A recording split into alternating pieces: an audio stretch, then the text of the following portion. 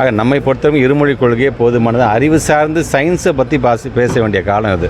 Artificial இன்டெலிஜென்ஸை பற்றி, ரோபோட்டிக்ஸை பற்றி அடுத்த கட்டத்திற்கு உலக தரத்தில் பிள்ளைங்களை எப்படி கூட்டிகிட்டு போவாங்கன்னு நினைக்க வேண்டிய ஒரு காலத்தில் நம்முடைய தமிழ்நாட்டு முதலமைச்சர் சொன்ன மாதிரி நீ கொடுக்குற அந்த 2000 கோடி ரூபாயை நான் ஒத்துக்கிட்டேன் அப்படின்னா 2000 ஆண்டுகளுக்கு பின்னோக்கி என்னோடய தமிழ் சமுதாயத்தை இழுத்து செல்வதற்கான ஒரு மிகப்பெரிய பாவத்தை செய்ததுக்கு சமம். அதனால தான் நீ 10,000 கோடி கொடுத்தாலும் எங்களுக்கு தேவையில்லை, எங்களுடைய பிள்ளைகளுடைய எதிர்காலம்தான் முக்கியம் என்று சொன்னவர் தமிழ்நாட்டுடைய முதலமைச்சர். நமக்கான அந்த இருமொழிக் கொள்கையே போதும் அப்படிங்கும்போது தான் இன்றைக்கி போய் ஸ்கூலுக்கு வாசலில் நின்றுட்டு ஒரு போர்டை வச்சுக்கிட்டு போகிற ஸ்கூல் உள்ளுக்கு போகிற பிள்ளைங்கள்லாம் கையை பிடிச்சி இழுத்து இந்த கையெழுத்து போடு அப்படின்னு சொல்கிறதெல்லாம் ஒரு துறையின் அமைச்சராக நான் வன்மையாக இதை நான் கண்டிக்கிறேன். நீங்கள் ஒவ்வொரு இடத்துல நீங்கள் கையெழுத்து வாங்க போகும்போது அவங்களா வந்து போட்டாங்கன்னா போடுங்க, நாங்கள் அது யாரும் நாங்கள் தடுக்கலை. ஆனால் போகிற பிள்ளைங்களா வா இங்கே வந்து கையெழுத்து போடு அப்படின்னு சொல்கிறது அப்படிங்கிறதே வந்து பள்ளிக்கூடத்துக்கு நுழையக்கூடிய எங்களுடைய பிள்ளைகளை வந்து நீங்கள் வந்து த்ரெட்டன் பண்ணக்கூடியதாகத்தான் இது அமைகிறது.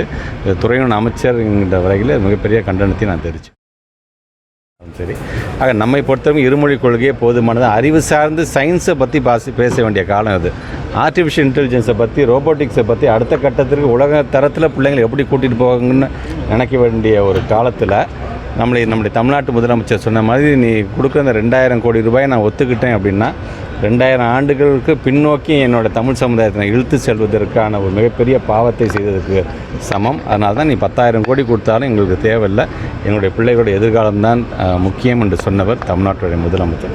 நமக்கான அந்த இருமொழிக் கொள்கையே போதும் அப்படிங்கும்போது தான் இன்றைக்கி போய் ஸ்கூலுக்கு வாசலில் நின்றுட்டு ஒரு போர்டை வச்சுக்கிட்டு போகிற ஸ்கூல் உள்ளுக்கு போகிற பிள்ளைங்கள்லாம் கையை பிடிச்சி இழுத்து இந்த கையெழுத்து போடு அப்படின்னு சொல்கிறதெல்லாம் ஒரு துறையின் அமைச்சராக நான் வன்மையாக இதை நான் கண்டிக்கிறேன். நீங்கள் ஒவ்வொரு இடத்துல நீங்கள் கையெழுத்து வாங்க போகும்போது அவங்களா வந்து போட்டாங்கன்னா போடுங்க, நாங்கள் அது யாரும் நாங்கள் தடுக்கலை. ஆனால் போகிற பிள்ளைங்களா வா இங்கே வந்து கையெழுத்து போடு அப்படின்னு சொல்கிறது அப்படிங்கிறதே வந்து பள்ளிக்கூடத்துக்கு நுழையக்கூடிய எங்களுடைய பிள்ளைகளை வந்து நீங்கள் வந்து த்ரெட்டன் பண்ணக்கூடியதாகத்தான் இது அமைகிறது. துறையின் அமைச்சர் என்கின்ற வரையில் மிகப்பெரிய பள்ளிக்கு செல்லக்கூடிய மாணவர்களை கட்டாயமாக அழைத்து அவர்களிடம் கையெழுத்து வாங்குவதாக பாஜக நிர்வாகிகள் மீது பெற்றோர் அளித்த புகாரை அடுத்து பாஜக நிர்வாகிகள் மீது கட்டாயமாக நடவடிக்கை எடுக்கப்படும் என பள்ளிக்கல்வித்துறை அமைச்சர் அன்பில் மகேஷ் தெரிவித்திருக்கிறார். மூலமாகவும் வாட்ஸ்அப் மூலமாக இதை வன்மையாக கண்டிக்கணும், இதை உடனடியாக நீங்கள் அதுக்கு மேலே ஆக்ஷன் எடுக்கணும் அப்படின்னு கூட சொல்லியிருக்கிறார்கள்.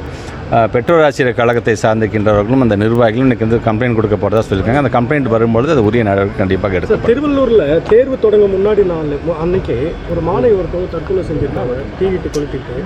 அது குறித்த விசாரணை காவல்துறை முறையாக முன்னெடுக்கலன்னு ஒரு குற்றச்சாட்டு இருந்திருக்கு. அந்த துறை சார்ந்து இப்போ நம்முடைய வரும்போது கூட நம்முடைய சட்டமன்ற உறுப்பினர் நம்முடைய அண்ணன் விஜிஆர் கூட சொல்லி ரொம்ப வருத்தப்பட்டு தான் நாங்கள் பேசிகிட்டே வந்தோம்.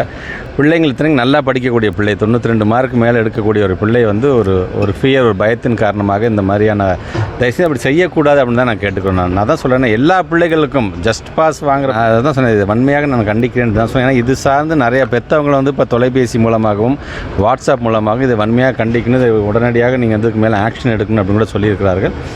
பெற்றோர் ஆசிரியர் கழகத்தை சார்ந்திருக்கின்றவர்களும் அந்த நிர்வாகிகளும் இன்றைக்கி வந்து கம்ப்ளைண்ட் கொடுக்க போகிறதா சொல்லியிருக்காங்க. அந்த கம்ப்ளைண்ட் வரும்பொழுது அது உரிய நடவடிக்கை கண்டிப்பாக எடுக்கும்.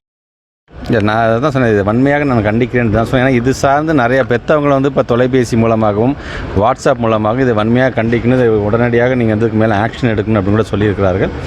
பெற்றோர் ஆசிரியர் கழகத்தை சார்ந்திருக்கின்றவர்களும் அந்த நிர்வாகிகளும் இன்றைக்கி வந்து கம்ப்ளைண்ட் கொடுக்க போகிறதா சொல்லியிருக்காங்க. அந்த கம்ப்ளைண்ட் வரும்பொழுது அது உரிய நடவடிக்கை கண்டிப்பாக எடுக்கும்.